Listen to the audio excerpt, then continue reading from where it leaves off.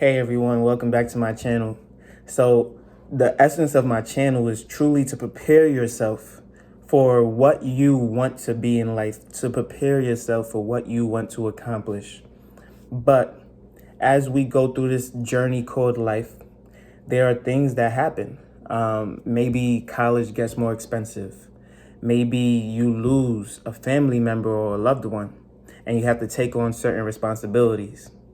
Maybe you have an unexpected pregnancy or a child or two child or three children, right? So this topic is for you.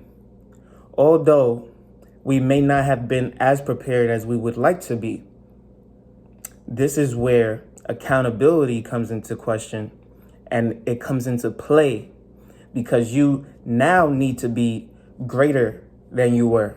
Regardless if you were prepared or not, the goal now is to be bigger, better, and greater than you were before for your loved ones, for yourself, for your children, if you have any, so on and so forth.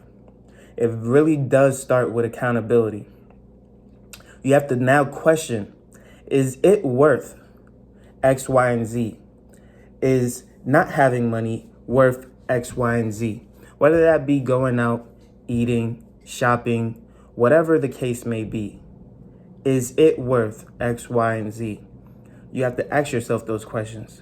For example, no matter how much money I have, I tend to cook throughout the week when I go to work. And then on Fridays, I may or may not order something to eat. And that thing can be a slice of pizza for $1.75 up to some Jamaican food for $20 or African food for $30. Who knows? But I reward myself by doing something like that, whereas my counterparts may eat out every day. And that's $10 during the work week, Monday through Friday. So that's about $50 a week. Now you might say, okay, this person is only spending $20 more than you are if I order African food every week, right? What's the big deal? In fact, I might spend more than that on the weekends. What's the big deal? So that $20 one week is equivalent to $80 a month. After 10 months, that's $800. And in 1 year, that's $960. So almost $1,000 Monday through Friday spent on food. That's not including drinks or anything else. I'm just talking about today alone. People ordering a Chipotle bowl was $9.50 to $9.99, right? So by the time you add drinks and everything else, you're easily, just on lunch, spending $1,000 a year. You couple that with the fact that you have to eat breakfast. Some people have a snack and some people also have dinner. How much money are they truly spending throughout the course of a week? Now, some people may only eat twice a day. So let's say if they eat twice a day, they are spending maybe $25 a day. $15 on dinner or $15 on breakfast, and then that $10 on lunch, assuming they don't buy a drink. They're up to about $2,500 a year just throughout the weekday eating out. The reason I harp on this is because most people who are struggling financially struggle with this. They struggle with eating out. They struggle with having fun outside of work, too much fun, I should say, whether that be smoking, partying, drinking. And you might say, okay, I only smoke twice a week or once a week, or I only drink twice a week or on the weekends. But if you're in debt, and it's bad debt, whether it be credit card debt or you're behind on rent or anything like that, there's no time for fun. And I don't put pressure on people to do what they're supposed to do, but understand that if it was me in my situation, I would never have time to do such a thing. In fact, every time I bought a property, I put all the money that I had into those properties at the time, meaning I didn't have enough money to be doing anything else but work. And during that time, it was as if nothing else existed. It was as if I couldn't spend money on my credit card. The only thing that ever left my bank account was gas, groceries, and my phone bill, and then utilities throughout. When my payments were so simplified, it was as if Amazon didn't exist, Home Depot didn't exist, Chipotle, Popeyes, Pins Mechanicals, all these places didn't exist. Partying didn't exist. The corner store to buy my alcohol didn't exist. Going out with friends didn't exist. Going over to people's houses didn't exist. All I thought about, all I dreamt about was work. All I saw was work. And then as I got more comfortable, $5,000 in the bank, $10,000 in the bank, I started to look at things that I actually needed in the home, like furniture, appliances, things like that. And then slowly but surely, I started to be more comfortable.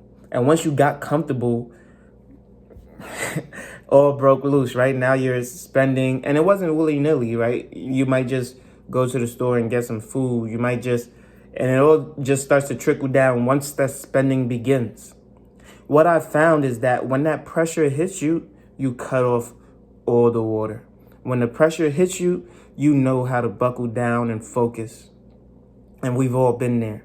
Whether it was any of the topics that I hinted on in the beginning, we've all been there. We've all noticed that, oh, I might not have enough if I purchase this thing.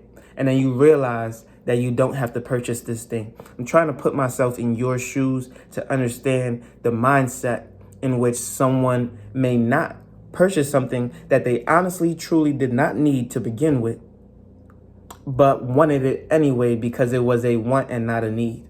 A lot of the times we focus too much on the wants and not the needs. And a lot of people don't believe that they need X amount of money in the bank. And that is where the problem lies. They don't believe that they need to pay off this debt right away. And that is where the problem lies.